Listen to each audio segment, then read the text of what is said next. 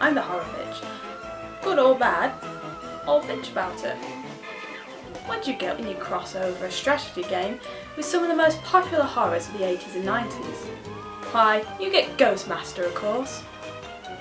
This entertaining little spook me up was released back in 2003. You play the role of Ghostmaster, an omnipresent being of pure nastiness. Your main purpose in life, or afterlife anyway, is to oversee the hauntings and to scare the living shit out of human beings. The game actually parodies a lot of horror films like Poltergeist, Sleepy Hollow, Ghostbusters. You're in charge of a variety of different ghosts that come in 6 categories: elementals, disturbances, frighteners, sprites, vapours and horrors.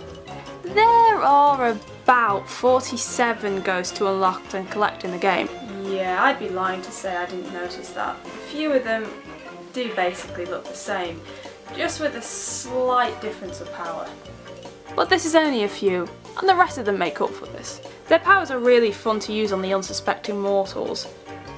You have to attach each ghost to a certain thing, such as some of them can only be outside or on water-based things.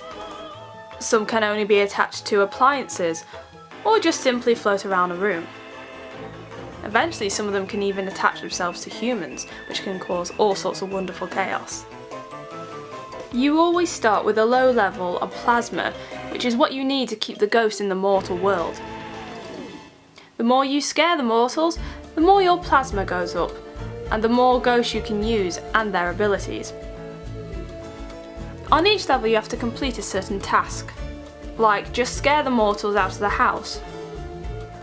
Or it can be difficult and fiddly, like you need to use a mortal to complete a certain task. Yeah, this leads me to one of 2 problems I have with this game.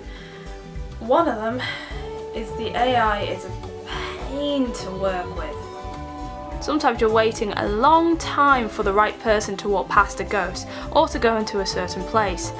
And even when they do, they can get scared off. The second thing that bugs me about this game is the levels.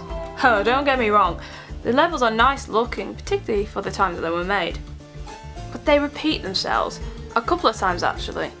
You tend to visit a lot of locations twice in this game. Maybe I'm just nitpicking here, but I think they could have squeezed in a couple more levels, such as a castle or a graveyard. Despite its problems, I would recommend this game. It's a fun, entertaining romp. It's one of those rare games where you don't get to be a good guy, you're a bad guy, and you're just there to scare the crap out of mortals. What's not to like? Well, that's enough bitching for 1 week. See you next time.